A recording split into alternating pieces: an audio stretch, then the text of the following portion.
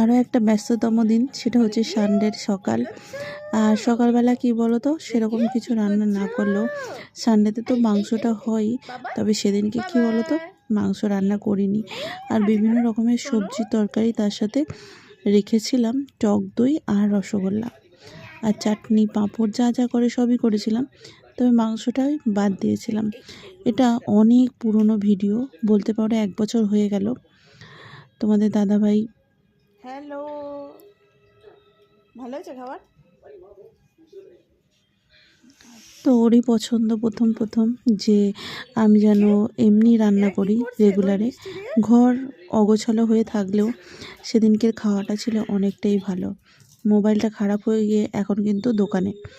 তো তাই কি করব, ওর মোবাইলে এই কয়েকটা ভিডিও ছিল দেখছি শ্যুট করা, সেগুলো তোমাদের সাথে আস্তে আস্তে শেয়ার করছি। আর 3 ইডিয়টস দেখতে দেখতে আমরা খাওয়া দাওয়া করছি। এটা মোবাইল থেকে চালানো হয়েছে। ভীষণ ভালো লাগে আমার এই মুভিটা দেখতে। ফ্যামিলি একসাথে থাকি